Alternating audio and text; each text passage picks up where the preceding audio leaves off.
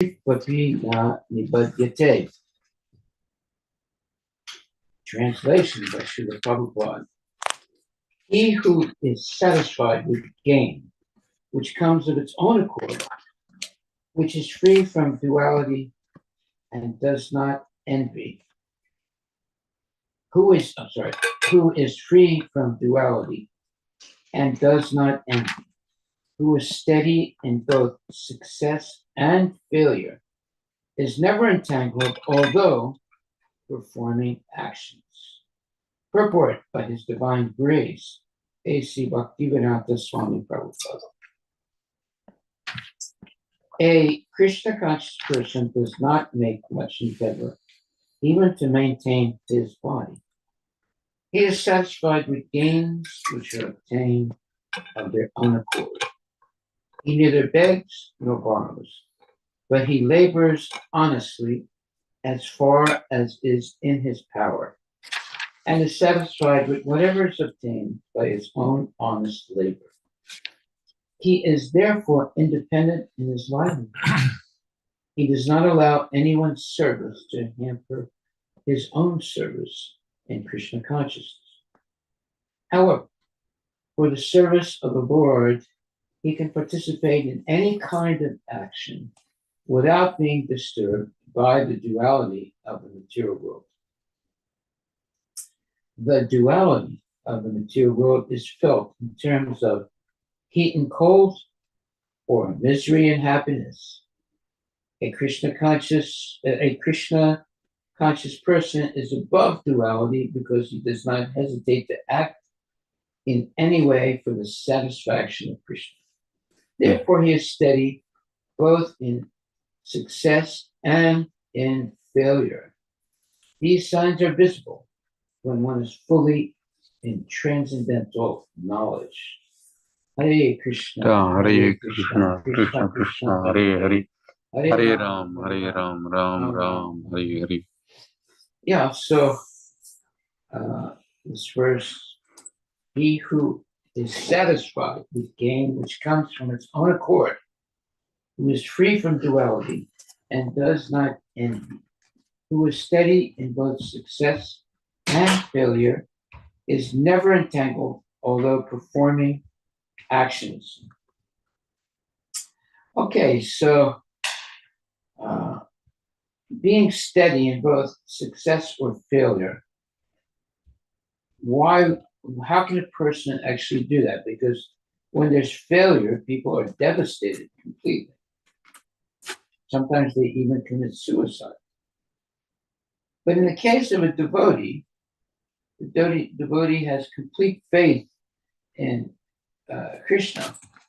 So even if he's a failure materially, he's not worried, because Krishna guarantees that he will protect his devotee. He says, Konteya Pratijaniti Name Bhakta Pranasati. Declare it boldly, Arjuna, that my devotee will never perish. So that's a direct statement by Krishna. And therefore, the devotee who has faith in the statements of Krishna, even if they are subjected to bankruptcy or some kind of, let's say, situation like their house burns down or there's a flood, whatever. The devotee is not worried because he knows somehow or other Krishna is going to protect him and his family from those terrible situations. And in this verse, chapter 4, text 22, very important statements are being made. It says, he who is satisfied with gain, which comes of its own accord, who is free from duality and does not envy, who is steady in both success and failure, is never entangled, although performing actions. So I want to discuss this one statement, who is free from duality. This is very important. Duality means you are not able to make up your mind. Should I live in Seattle? Should I move back to India? Should I uh, uh, live in this place or that place? Should I buy this car or that car? Should I get married to this person or that person? Those are all dualities that people struggle with. Should I work in this company or work in that company?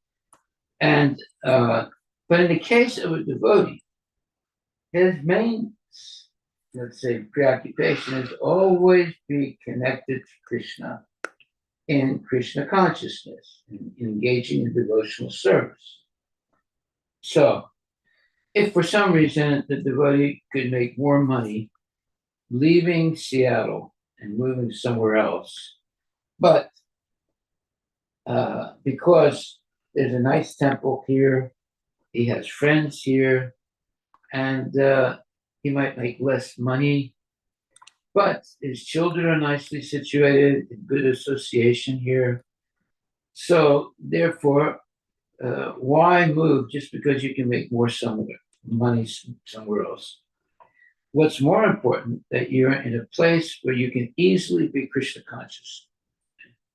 Let's say you move from here to Alabama, and there are very few devotees there, and there's no temple there. That would be a shame.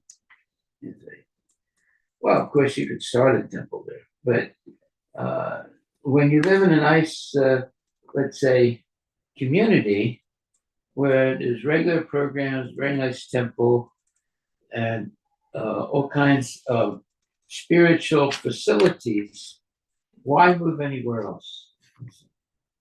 So therefore, he who is satisfied with gain which comes from its own accord, who is free from duality and does not envy, who is steady in both success and failure, is never entangled, although performing actions. So this principle of duality, it confuses people. Sometimes they can't make their mind up which way to go, what company to work for, who they should marry, what house they should live in, where they should live. All these questions are there, and they have to make decisions. So, therefore, it says, a Krishna conscious person does not make much endeavor, even to maintain his body. He is satisfied with gains which are obtained of their own accord. He neither begs nor borrows, but he labors honestly as far as is in his power, and is satisfied with whatever is obtained by his own honest labor. He is therefore independent in his livelihood. He does not allow anyone's service to hamper his own service in Krishna consciousness. However, for the service of the Lord, he can participate in any kind of action without being disturbed by the duality of the material world. The duality of the material world is felt in terms of heat and cold, or misery and happiness. A Krishna conscious person is above duality because he does not hesitate to act in any way for the satisfaction of Krishna. Now, that is a very important statement right there. A Krishna conscious person is above duality because he does not hesitate to act in any way for the satisfaction of Krishna. Therefore, he is steady both in success and in failure. These signs are visible when one is fully in transcendental knowledge. Well, what is transcendental knowledge? It's knowledge of Krishna, the Supreme Personality of Godhead, who promises to take care of his devotees. So that promise is good enough for the devotees. They know that somehow or other, Krishna will always protect them. So, of course, they don't stick their head into the mouth of a lion knowing well that Krishna will protect them. That would be stupid. Right? But if you just live a normal life and you have complete faith in the protection of Krishna, then you will not have many problems.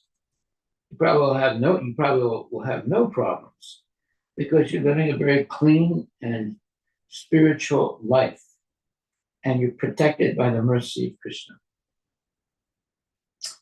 Okay, are there any questions about this verse? He who is satisfied with gain, which comes of its own accord, who is free from duality and does not envy, who is steady in both success and failure, is never entangled, although performing actions. Yeah, I think one question, one thing that pops up here, Maharaj, is that the gain itself comes out of its own accord. Most of the times we make plans to achieve something, even if it is in the devotional activities, and then we try to do our best. Sometimes it comes out better than expected, or same as what we expect, or less than what we expect. So it seems to indicate that the result itself may not have direct correlation to the input.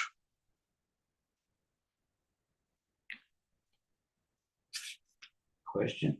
So is it always the case? Because so far our psychology is that if you put the best efforts, the outcomes will be better. But there's no. That's not guaranteed. That's not guaranteed. Yeah. So that's the key thing that we have to understand, is that because we so far in at least in the material dimension, we always think that, okay, you figure out the equation, you do it, and then the results will follow. Yeah, but there's no guarantee. Hmm. So, yeah, the devotee main purpose is to have a spiritual life. That's number one, let's say, preoccupation. Number two preoccupation is to take care of the family. Number three occupation is to see that his children are well educated, I guess, in Krishna consciousness. So, working honestly is the main point. You choose a job where you work honestly and you're satisfied with what you make from that honest work. If someone tries to entice you to work in such a way where you make more money, but there's some cheating involved, well, you should say no. Yeah, one time there's one person, I can't say he was a real devotee, but he was, let's say, this child of a family of devotees. So he called me up and said, well, Harivilas, would you like to make a lot of money? I said, well, that depends. He said, what does that depend on? I said, it depends if it's honest or dishonest. He said, no, it's very honest. I said, well, what is it exactly? So he said, we'll start a company and we will sell it. I said, okay. Well, what does the company do? He said, no, it doesn't have to do anything. I said, what? He said, no, it doesn't have to do anything. It just has to seem to do something. And we put it on the market and sell it. I said, well, that doesn't make sense to me. He said, no, but a lot of people are doing it. Well, that's their problem. It's not my problem, but I don't want to cheat anyone. I don't want to sell them something that's hyped up to be, very profitable, but forget it's a hoax. I said, I won't have anything to do with that. He said, but you don't understand. He said, so many people they start a company and then quickly they sell it and they become millionaires and they live happily. I said, well, anyway, I said, look, I wish you well. I hope you become a millionaire, but I'm not interested. Yeah, that's like cheating. Mhm. You start a company, you cook the books, and you sell it, and you run away before you get caught, and go somewhere else and do the same thing. I mean, that's not a life. So I told him, no, I'm not going to do anything. I don't want it. Then there was this other man. He was an older gentleman, and he had some stock in a gold mine. Hmm. And he wanted me to invest in his gold mine. And I said, look, I'm not interested in investing in gold mines. He said, no, but you can make a lot of money. I said, maybe, but I'm really not interested in it. No, but he said, then we can sell the gold mine and you'll become a millionaire. I said, no, I don't want. I said, I want to work for my money, and I don't care if I make a lot of money, if I don't make a lot of money, but I definitely don't want to be involved in some mine. I've never had that experience, and I don't want to learn about it either. I'm not interested in having a gold mine. Well, thank you very much. But his whole thing was a hoax. It was just a hoax. Imagine, it's not that easy to have a gold mine. There's a lot of rules about it. And I had a good friend of mine, very good friend of mine, and he wanted me to go into business with him. And I told him, I said, look, frankly, I said, I love you very much. You're my good friend. I said, but I don't want to get involved in business because they'll take my mind and my time away from Krishna consciousness. So I'm happy being Krishna conscious. I don't have to have millions of dollars. And but I wish you a lot of success. I said, well, okay. So he did make a lot of money. If I had joined his thing, I would have become a millionaire. But I didn't want to take my attention away from Krishna consciousness. So I thanked him very much, and I wished him well. So, So you're now a multimillionaire. huh? You're now a multimillionaire because you have inspired so many devotees who are millionaires.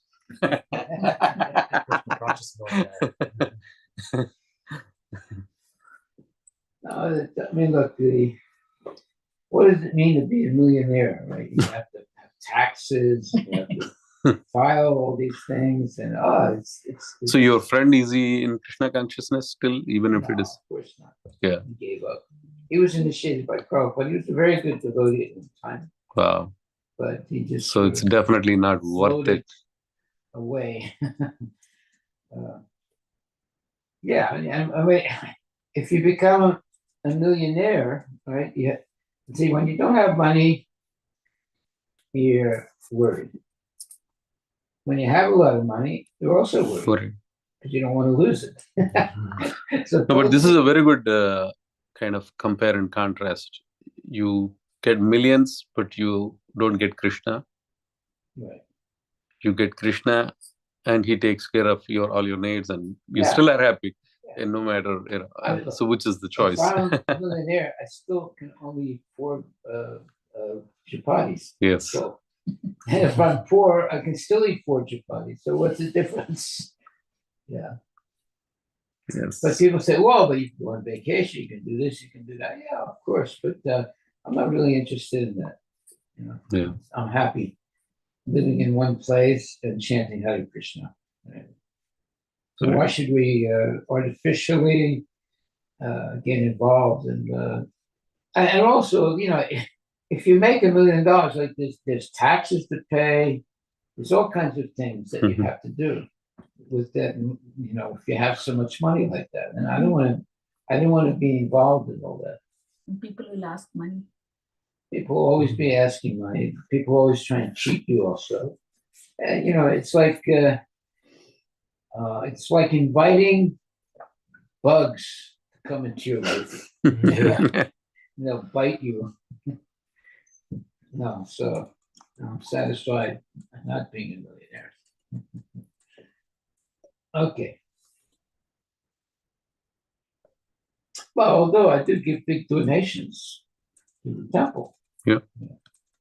So, and I don't have to, like rob a bank to do that or cheat or anything. But the money just comes. And, I'm able to give it out also. Okay, so any questions?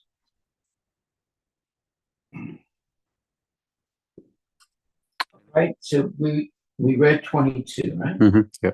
Text 23. Gatasangasya muktasya jnana vastita saha yagna acharate karma samagram probabiliate. The work of a man who is unattached to the modes of material nature and who is fully situated in transcendental knowledge merges entirely into transcendence. Very nice. The work of a man who is unattached to the modes of material nature and who is fully situated in transcendental knowledge merges entirely into transcendence.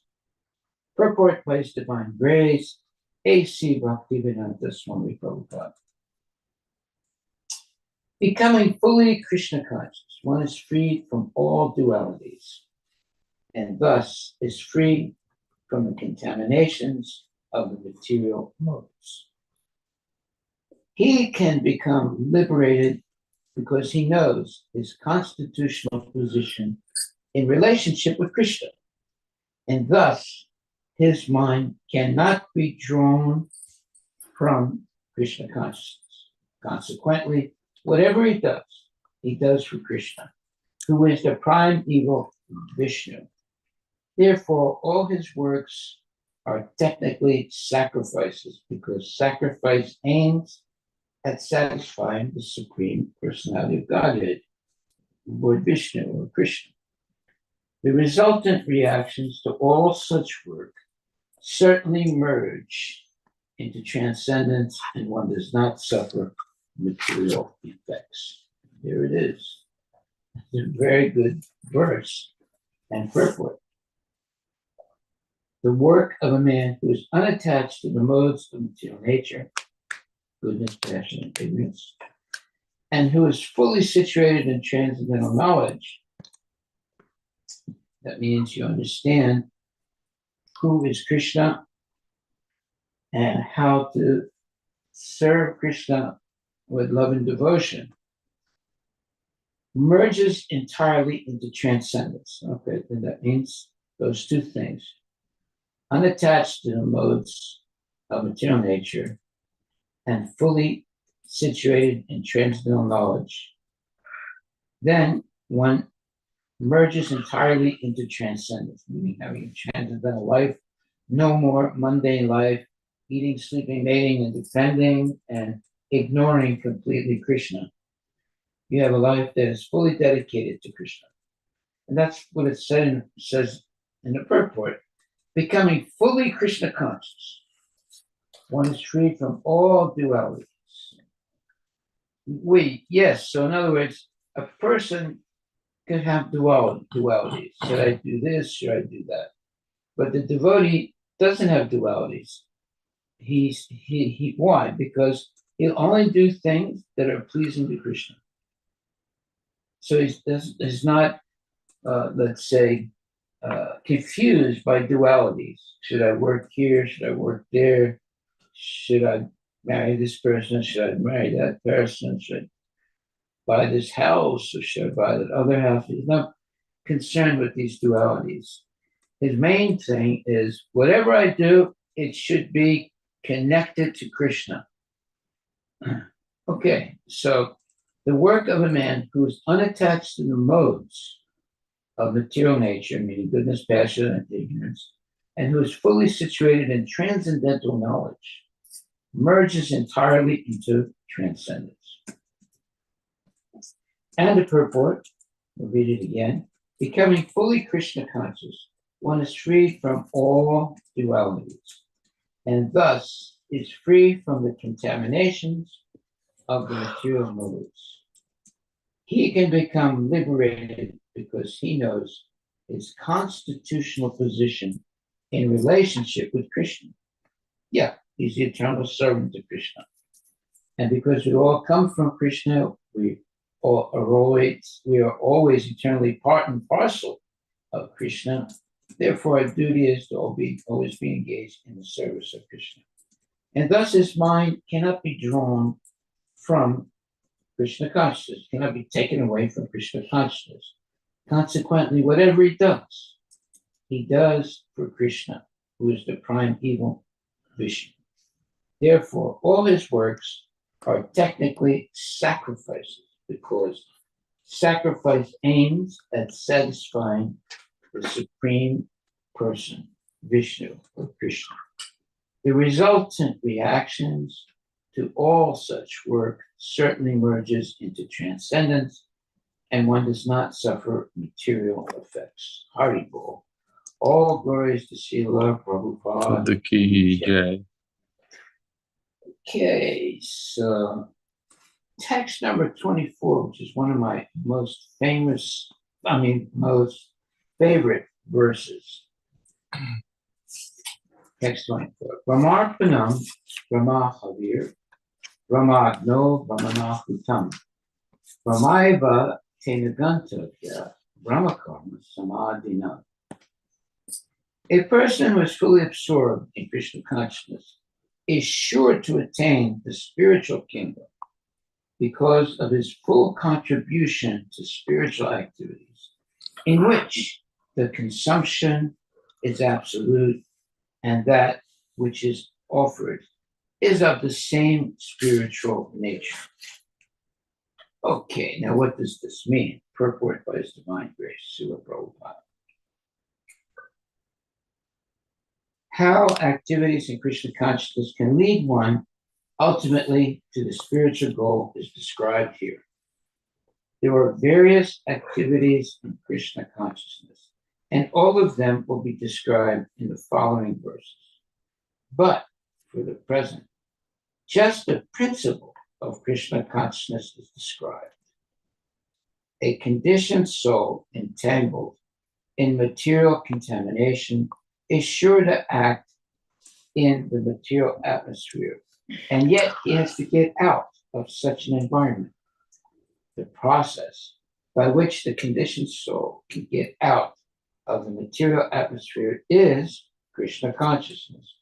For example, a patient who is suffering from a disorder of the bowels, excuse me, due to overindulgence in milk products, is cured by another milk product, namely curds. The materially absorbed conditioned soul can be cured by Krishna consciousness as set forth here in the Gita. This process is generally known as yajna, or activities, or sacrifices simply meant for the satisfaction of Vishnu or Krishna. The more the activities of the material world are performed in Krishna consciousness, or for Vishnu only, the more the atmosphere becomes spiritualized by complete absorption. The word Brahma, or Brahman, means spiritual. The Lord is spiritual, and the rays of his transcendental body are called Brahmajyoti, his spiritual effulgence. Everything that exists is situated in that Brahmajyoti, but when the Jyoti is covered by illusion, or Maya, or sense gratification, it is called material. This material veil can be removed at once by Krishna consciousness. Thus, the offering for the sake of Krishna consciousness, the consuming agent of such an offering or contribution, the process of consumption, the contributor, and the result are all combined together Brahman, or the absolute truth. The absolute truth, covered by Maya, is called matter. Matter, dovetailed for the cause of the absolute truth, regains its spiritual quality. Krishna consciousness is the process of converting the illusory consciousness into Brahman, or the Supreme. When the mind is fully absorbed in Krishna consciousness, it is said to be in samadhi, or trance. Anything done in such transcendental consciousness is called yajna, or sacrifice for the absolute. In that condition of spiritual consciousness, the contributor, the contribution, the consumption, the performer or leader of the performance, and the result or ultimate gain, everything becomes one in the absolute, the supreme Brahman. That is the method of Krishna consciousness. Okay, it's a very important verse and very important purport. I like it when it says, the Lord is spiritual, and the rays of his transcendental body are called Brahmajyoti. His spiritual effulgence, everything that exists is situated in that Brahmajyoti. But when the Jyoti is covered by illusion,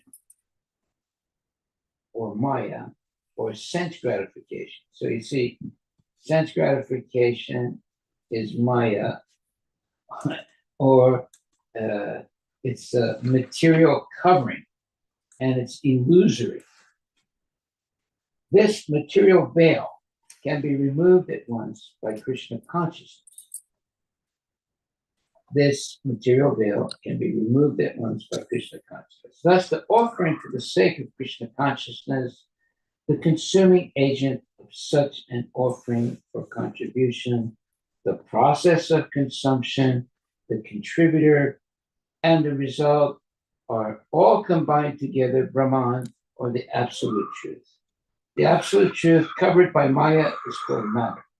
Matter dovetailed for the cause of the absolute truth regains its spiritual quality. Krishna consciousness is the process of converting the illusory consciousness into Brahman, or the Supreme. Now, see, now that's a very profound statement.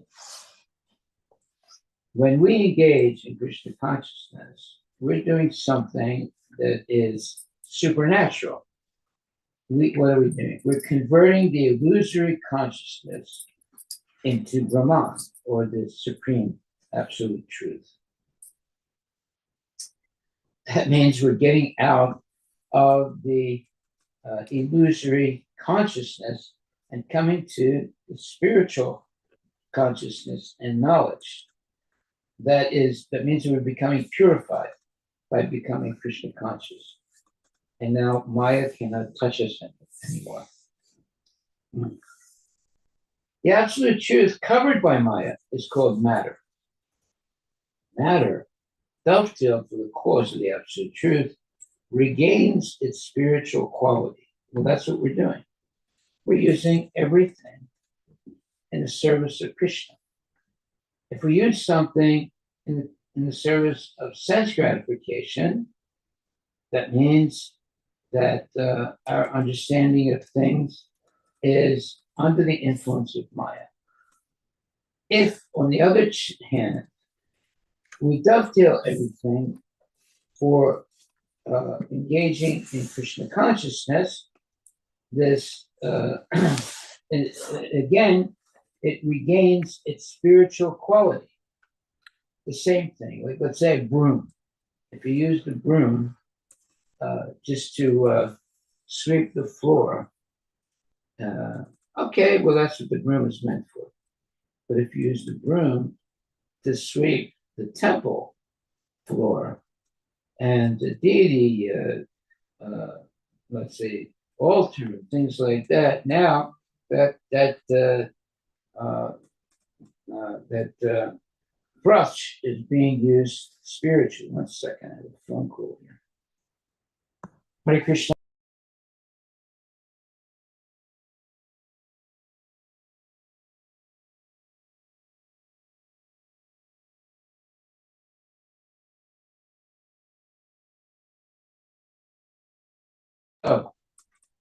Whatever we use in Krishna consciousness, it becomes spiritualized because it's used in the service of Krishna. It can be a broom, it can be a person, it can be anything. It no longer is an ordinary thing, it becomes spiritualized. So, everything that exists is situated in the Brahmajyoti. But when the Jyoti, that spiritual light, is covered by illusion or Maya or sense gratification. So you see, illusion, Maya, sense gratification, it's all the same thing. It is called material. In other words, the material world is actually spiritual. But because people are using things in the material world for sense gratification, it's covered. It's real, let's say, nature is being covered. Use the same thing in the service of Krishna, now it's not covered anymore, and it becomes spiritual, and you become spiritual also. So everything that exists situated in that Brahmajyoti, and everything that exists is situated in that Brahmajyoti. But when the Jyoti, the spiritual light, is covered by illusion, Maya, or sense gratification, so that means illusion is Maya, is sense gratification. It is called material. So in other words, everything is actually spiritual. Even the material things are spiritual because they all belong to Krishna. They all are part and parcel of Krishna. But when they're used for sense gratification, they become illusory.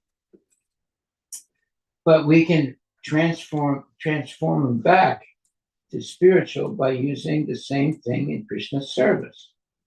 This material veil can be removed at once by Krishna consciousness. Thus, the offering for the sake of Krishna consciousness, the consuming agent of such an offering or contribution, the process of consumption, the contributor, and the result are all combined together, Brahman, or the absolute truth. So the example would be prasadam. What is prasadam? It's food, right? But it's not ordinary food anymore. Why? Because, first of all, you purchase or you grow yourself the vegetables, let's say. All right. You avoid onion and garlic. And you wash the vegetables, and then you cook them, and then you offer them to Krishna. Now, Krishna offers it back as his mercy or prasadam. Now you eat the prasadam, and now you get sanctified also. You become purified by eating only prasadam. So, by this process of yajna, or offering the food first to Krishna, and then Krishna offers it back as his prasadam, purifies everything, purifies your consciousness, and purifies your life. So if we don't offer our food to Krishna, then we are eating only sin, and that complicates your life. Now someone says, oh, well, that's what you say, but I don't see any problems by not offering my food. It's a moron that says that. But there are people like that. Why should I offer the food? It's the same thing, whether I offer it, I don't offer, I still have my life. I'm still, driving my car and everything is okay. But no, you will eventually understand that you ruined your life by not offering the food to Krishna first. But it doesn't happen right away. There's an accumulation of sinful activity, and eventually, there's what you would call a holocaust of misery because of the adamancy of not wanting to serve the Lord. Let's say you're in ignorance. You never came in contact with devotees. Okay, well, there's some excuse there because you never came in contact with devotees. But if you have been in contact with devotees and you give up, offering your food, you give up, chanting Hare Krishna, then there's no excuse. And you get very serious, let's say, consequences of karma. Because you're educated, you know what is right, but you purposely give it all up, well, then you're in a very difficult situation, very dangerous situation. So that's why it says here, everything that exists is situated in that Brahma Jyoti. But when the Jyoti, meaning the spiritual light, is covered by illusion, Maya or sense gratification, it is called material. So in other words, everything is actually spiritual, but it becomes material when something is used not in the service of Krishna, but for sense gratification. Then that thing becomes material. The same thing used in the service of Krishna maintains its spiritual nature. But as soon as it's used for sense gratification, it becomes a mundane thing. And it's like a veil it's put over it, and you don't actually see its real nature. So that therefore it says everything that exists is situated in that Brahma Jyoti. But when the Jyoti is covered by illusion, meaning Maya or sense gratification, it is called material. This material veil can be removed at once by Krishna consciousness.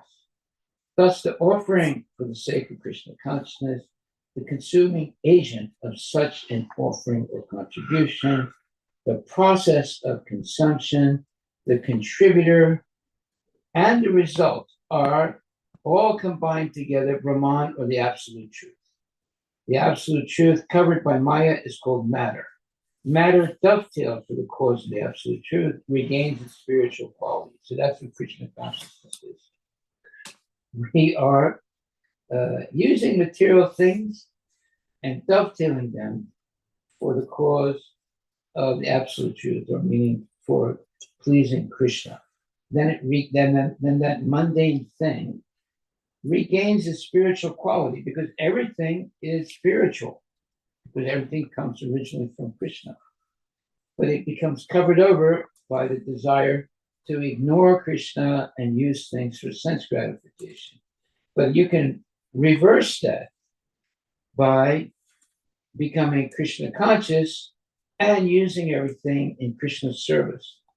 Krishna consciousness is the process of converting the illusory consciousness into Brahman, or the supreme absolute truth. There it is. That's an explanation of what Krishna consciousness is. If someone asks you, so what does it mean, Krishna consciousness? You can say, it is the process of converting the illusory consciousness into Brahman, or the supreme absolute truth. When the mind is fully absorbed in Krishna consciousness, it is said to be in samadhi or trance. Anything done in such transcendental consciousness is called yajna, or sacrifice for the absolute.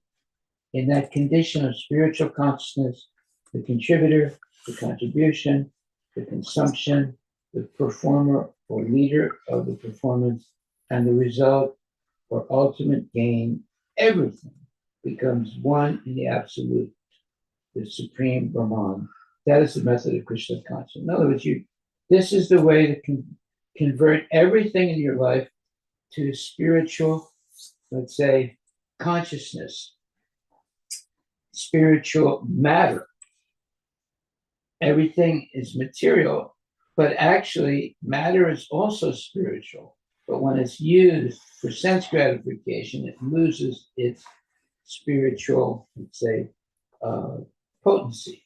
But you use the same matter in Krishna's service, it regains its original spiritual potency.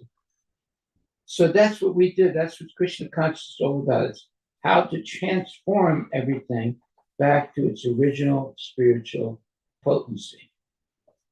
Okay, and that is called the method of Krishna consciousness. What does that mean? It means that the result or ultimate gain of Krishna consciousness, everything becomes one in the absolute, the supreme Brahman. That is the method of Krishna consciousness. So when it says supreme Brahman, Brahman means spiritual. Everything becomes spiritual in your life. Even the most mundane thing will become spiritual because you're using it in the service of the Lord. Okay, any questions? This is a very important verse. Brahmarpanam, Brahmahavir, Brahmatno, Brahmanatum, Brahmaivatena Gandhavyam Brahma Karma Samadhi. A person who is fully absorbed in Krishna consciousness is sure to attain the spiritual kingdom. Okay, that's good news. Because of his full contribution to spiritual activities in which the consummation is absolute, and that which is offered is of the same spiritual nature. So you make everything spiritual again. Everything is spiritual, but if they're used for sense gratification, it loses, or its spiritual, let's say, aspect is covered. But you use the same thing in Krishna's service, again, its spiritual nature is uncovered. Okay, so that's what Krishna consciousness is. We are uncovering everything in the material world to its original spiritual state, or at least everything that you come in contact with becomes spiritualized by using everything in the service of Krishna. So it is a wonderful process of making the world a much better place. So that's why it says everything that exists is situated in that Brahma Jyoti. Yes, the spiritual light emanating from the body of Krishna. But when the Jyoti, that light, is covered by illusion or sense gratification, it is called material. This material veil can be removed at once by Krishna consciousness, by becoming Krishna conscious. So we're talking about how to transform back matter to its actual spiritual state. Why do we say that? Well, because matter is also spiritual. It is emanating from Krishna. So anything that emanates from Krishna is spiritual. When it's used for sense gratification, its spiritual nature is covered. But if you use the same thing in Krishna's service, it regains, or it manifests its spiritual nature. So even the most mundane thing becomes re-spiritualized by using it in the service of the Lord. Okay. And that's why he says the absolute truth covered by Maya is called matter. Matter, dovetail for the cause of the absolute truth, regains its spiritual quality. There it is. Krishna consciousness is the process of converting the illusory consciousness into Brahman, or the supreme absolute truth. Yes. But this is also what Mayavadis use this verse a lot. to justify some other things that they do. For example, when Prabhupada is saying that the absolute truth covered by Maya is matter. And they say that if you have the knowledge, then there is no Maya, and then you can use everything. It's all spiritual. For sense gratification. Yes, Maharaj. They Yeah. don't have the concept of Sanskrit. They don't have, like, Prabhupada explicitly, that's why he uses the word Maya or sense gratification. Whereas the way they say is that Maya is lack of knowledge. So, The Mayavadi. Mayavadis. So, the moment you hear this, now you have the knowledge, you can do whatever you want. Well, good luck. You're going to be going to have a very horrible awakening. If you think Yeah. like So, that. Maharaj, in Satya Sai Baba Center, they recite this verse before eating. They don't offer prasad to the God, but before eating food, they recite this verse and they eat. And they say now that everything is become purified. Well, they do have some material benefit by doing that. Mm. It's not completely, a waste of time, Mhm. but they don't get the full benefit. Yeah. You see,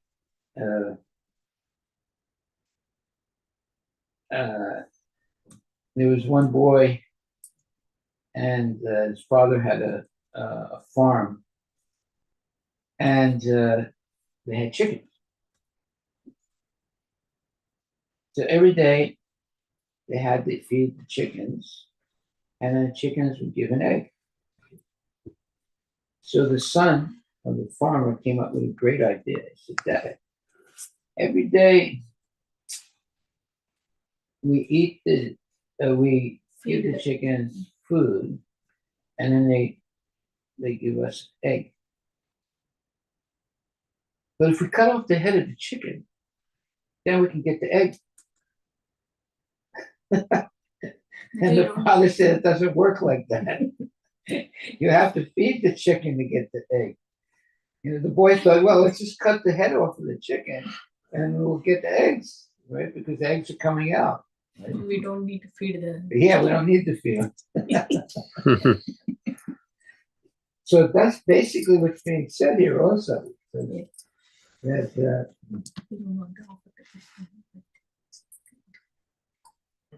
the material veil can be removed at once by Krishna consciousness. So what is this material veil? That means that you use things for sense gratification. Therefore, it says, how activities in Krishna consciousness can lead one ultimately to the spiritual goal is described here. There are various activities in Krishna consciousness, and all of them will be described in the following verse. But for the present, just the principle of Krishna consciousness is described. A conditioned soul entangled in material contamination is sure to act in the material atmosphere, and yet he has to get out of such an environment. The process by which the conditioned soul can get out of the material atmosphere is Krishna consciousness. For example, a patient who is suffering from a disorder of bowels, usually due to overindulgence of milk products, is cured by another milk product, namely curds. The materially absorbed conditioned soul can be cured by Krishna consciousness as set forth here in the Gita. This process is generally known as yajna, or activities or sacrifices, simply meant for the satisfaction of Vishnu or Krishna. The more the activities of the spiritual world are performed in Krishna consciousness or for Vishnu only, the more the atmosphere becomes spiritualized by complete absorption. Okay, now let's take a mundane example. let's say you're invited to a party. So when you get to the party, everyone's really happy, and there's music, and there's food, and there's a lot of talk and laughing. That's called Maya. All the talk is basically nonsense. And the food, well, the food might be also nonsense. So there's no actual benefit by going to a party like that, where there's might be marijuana, there might be meat, there might be this, there might be that. But people think that they're having a good time. But actually, they are ruining their life by that type of activity. So you can do the same thing. You can have a party. There can be nice food, but it's prasadam. And you can have nice singing and dancing based on pleasing Krishna. And you have happiness. But you have happiness without any karma, without any nonsense. Or you can think that you're having happiness by doing the nonsensical things, but it only leads to trouble. It leads to karma. So the goal is to be happy, fine. But real happiness is something that is eternally happy or eternally happy. So by being Krishna conscious, you enter into the eternal realm. By just being an ordinary person and engaging in sense gratification, everything you're doing is temporary. And at the moment of death, you just get born again. And again, you go through all the different,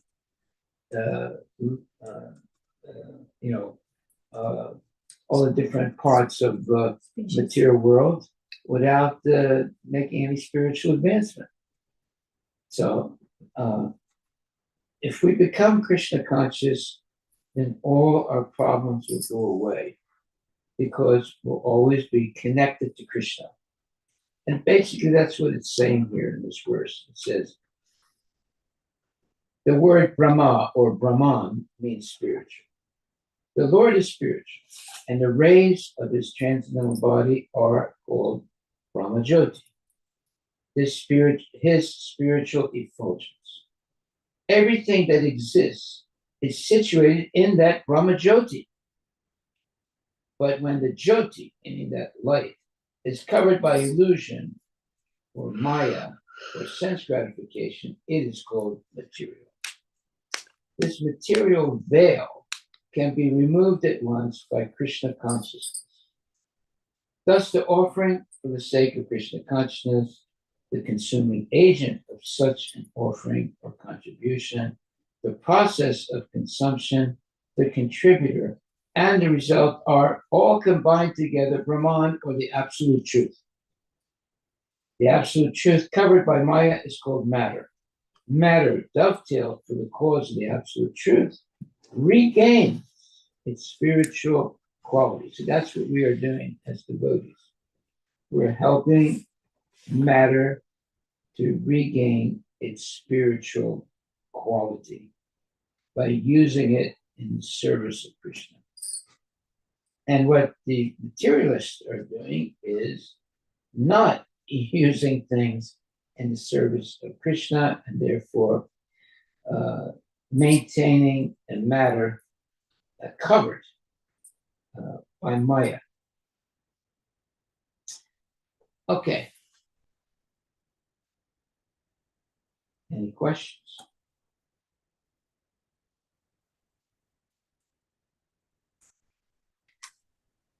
So everything should be used in service of Krishna. I think there is a question online. Go ahead. Yeah. Hare Krishna, Guru Maharaj. Harivilas. There are some devotees that come here to the Bellevue temple. For this verse, they say there is Krishna himself saying Brahma Hutam, Brahma Havan, like that, and they say Krishna himself is saying do the fire sacrifice. They're focused on doing daily yajna. They take cow dung from the farm and daily do fire sacrifice and focus on the yoga postures every day. But here in this verse, purport, Prabhupada has not mentioned, like he's focused on the Krishna conscious activities. But the other people, they focus on the fire sacrifice, rituals basically. How do we explain to them? Or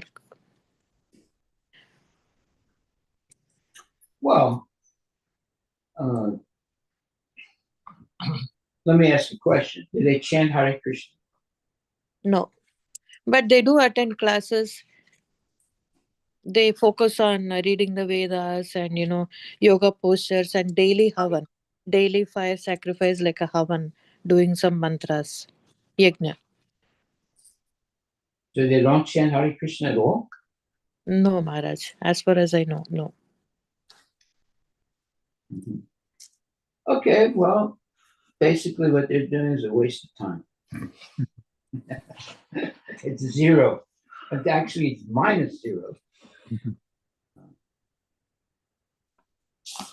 you think Krishna accepts what they're doing?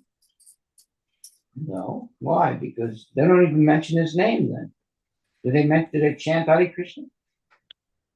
They don't chant Hare Krishna, but there are some mantras during the havan, like arpanam or some kind of things they mention. Yeah.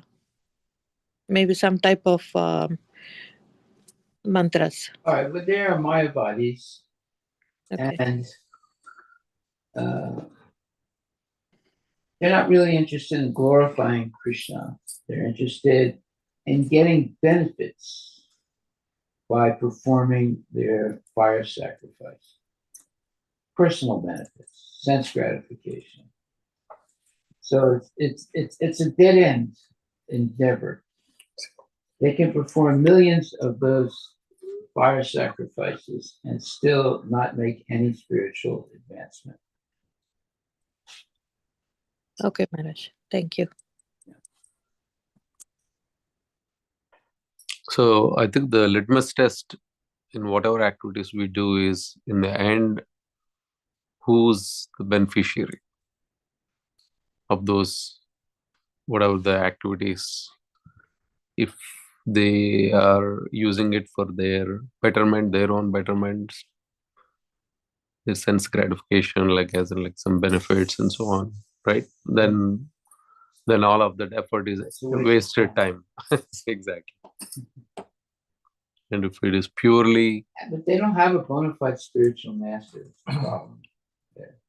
They learn these things with hodgepodge people, and they think that what they're doing is beneficial for them.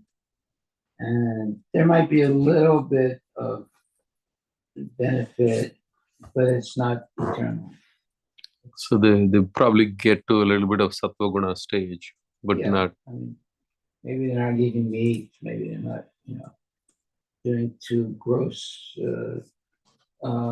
types of sense gratification. But still, they're missing the mark. They're not actually doing things that actually please Krishna. They're doing things to please themselves.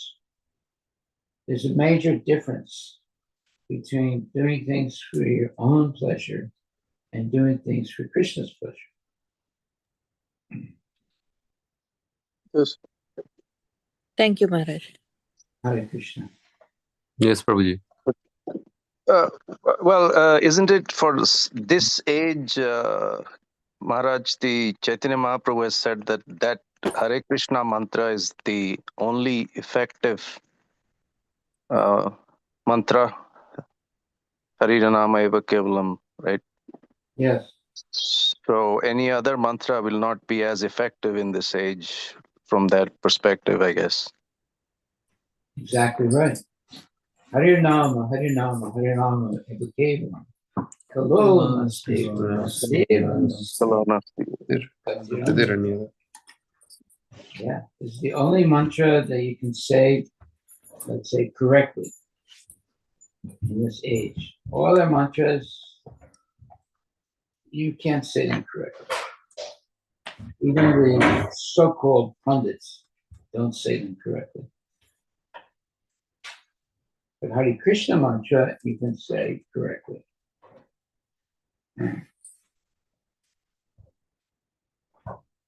Even if you miss a word or mispronounce the word, still you get the full benefit when you chant Hare Krishna.